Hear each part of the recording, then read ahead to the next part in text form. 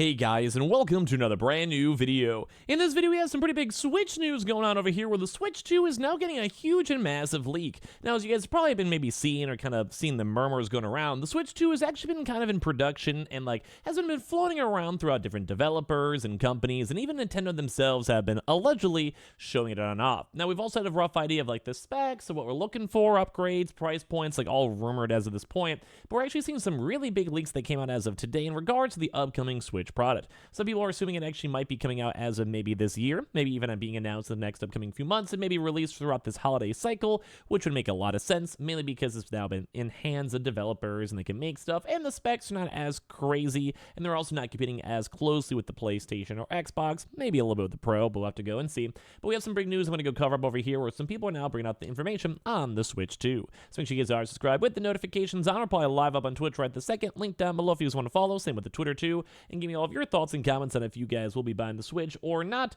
And I want to hear everything down below. So we've kind of covered up a few different Switch updates over here, but we saw some pretty big articles, and now people kind of getting some big info blasts when it comes to Nintendo Switch 2. So basically exclusive insights into Nintendo Switch 2 and what to expect with the ongoing and upcoming gaming console. Saying, hey, they're everyone's excited over here for the Switch 2, and in the process of developing the next generation console controller, MobilePad has also quite a lot of first-hand information about the Switch 2, and they want to go and share this up with everyone. So basically, here's some of the high pictures. We'll have a little bit more I'll kind of chime on into as well from prior research. The Switch 2 will continue to support existing Joy-Cons and the Pro Controller. Still equipped with the ALPS dual-axis linear motors for the HD Rumble. Basically stating if you have a Switch already and maybe you have any controllers or controllers with no Joy-Con drift, you seem like you would be able to go utilize all these accessories with it, which is, I think, a win. The cartridge slot for the Switch 2 will support backwards compatibility with physical Switch games cartridges, ensuring compatibility with players' existing game libraries, including digital versions. However, the second generation cartridges may not be compatible with the first generation console. We've kind of been hearing a lot of murmurs that it does kind of seem like any Switch game on the first generation, so think maybe like a PS4, for an example. You can play pretty much all these games on the PS5. Maybe not an actual proper updated version, but maybe just running on better hardware, which is still a nice improvement regardless. I'm assuming most likely the Switch 2 games will not be playable on the Switch 1, mainly because a lot of the Switch 2 games will probably be on a somewhat different, operating system, or also just in terms of, the optimizations. Maybe some could be played in terms of, let's say they both get released, but I'm pretty sure a physical from the Switch 2 will most likely not play. We'll have to see, though, but we'll have to see. The new version of the Joy-Con has a larger volume, and the sliding rail structure has been changed to magnetic suction. The SL and SR buttons are metal buttons, and magnetic suction is achieved through electromagnetic suction technology controlled by electric currents. It's worth noting that in addition to the ZL, R, and ZR buttons on the sides of the Joy-Con controller, a third button has been added on both of the left and right sides. So additionally, some below the home button on the right Joy-Con, there's an additional actual function button too as well. The bottom of the Switch 2 will still feature a USB-C port for docking, and the new generation dock will undergo minor changes in appearance while enhancing performance, supporting 4K resolution. So, one thing to kind of go note is that it seems like it's very similar for the old Switch, which it kind of seems like it's going to be less of a big change from, say, the Wii to Wii U. This looks like it's more of Switch into, a Switch Pro. We don't necessarily know if it's still going to be a Switch 2 or Super Switch or Switch Pro, whatever it might be, but they might have been learning from this Wii to kind of just keep on making it maintained as closely as everyone else is used to. The new dock will feature a dampening bracket on the back, allowing for a greater range of adjustable angles. The screen will be upgraded to an 8-inch display too as well, and also supporting 1080p too on top of that. So you guys can kind of see some rough things on this one, where they have a cool new rail. They have the USB Type-C, which is normal. They have the micro SD slot too for the cards, adjustable stands, and also the brightness sensors. You guys can kind of creep on that. So these are just some of the hardware information they got, and it's not to the full extent. So people, there might be a little bit more in-depth stuff, but it really seems like it'll be very similar to the Switch 1. From a hardware perspective, the Switch 2 inherits the dual mode feature of its predecessor, continuing Nintendo's conservative approach to hardware. Now, a lot of people are kind of assuming it's going to be very similar to, let's say, the PS4 specs, which in all honesty is kind of good for Nintendo, bad for overall consumers. Because at the end of the day, it's not really that good of a console. Like, I just gotta be honest with you guys.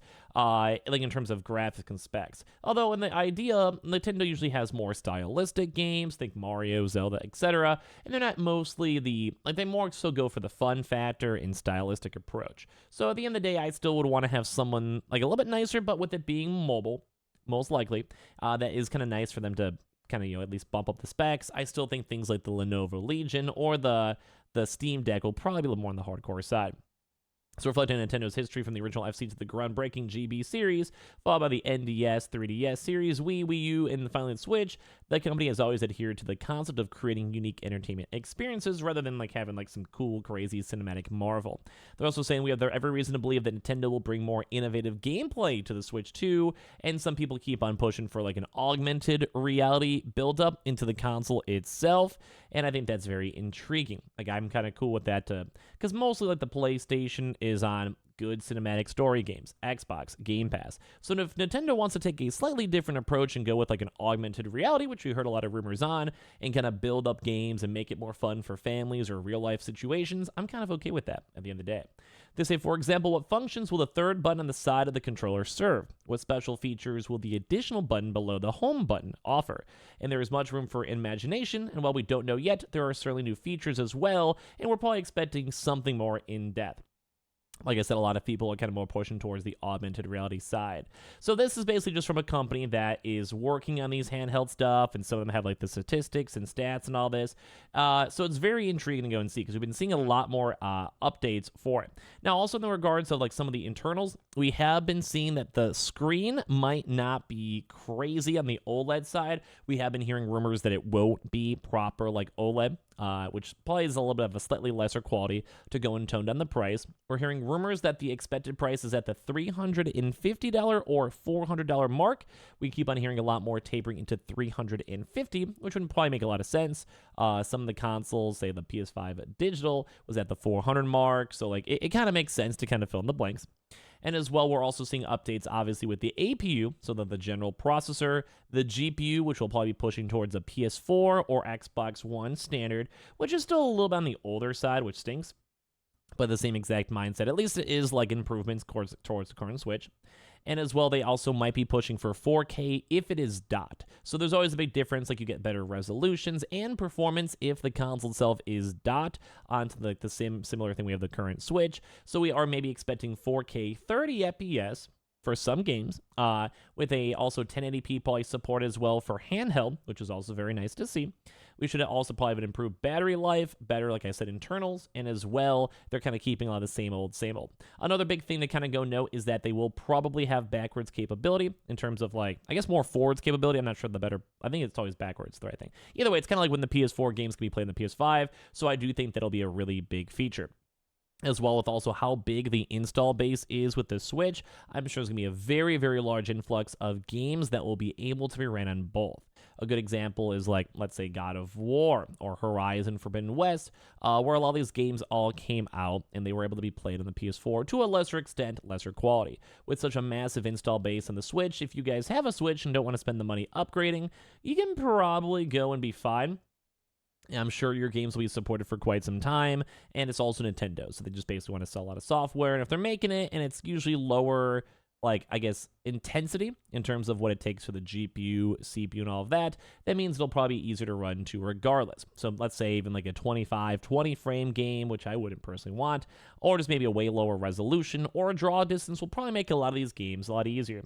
But as we keep on talking about too, we saw the leaks over here when it came to the big legal battles for when it came to Switch 2, and it is at least nice. We're seeing confirmations for many months now that the Switch 2 has been being shown. We're now seeing big changes on the console in terms of adding brand new buttons and kind of having magnetic parts, which we kind of cover in this video, which will be nice. And I imagine your Joy-Cons can snap to the controller. Imagine having things like augmented reality into having the chance to integrate that into your console. Some people are saying there is rumors of having a camera too as well, which you can then once again utilize for augmented reality.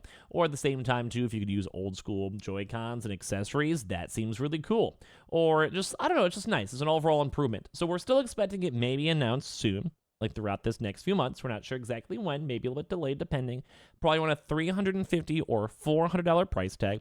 We are seeing improvements on everything, a lesser quality screen most likely, and ideally a lot more brand new games because we've been hearing a lot of rumors of bigger AAA games coming out for the Switch in the very near future. And it's been a little bit of a dry season for the Switch 2, so it makes sense. Save good games for the Pro or Super Switch, Switch 2, and go from there. So I want to give you all your thoughts and comments and everything down below. Make sure you guys are subscribed. We have the Twitter and Twitch room too as well. And I appreciate you guys all so much for watching here in the first place.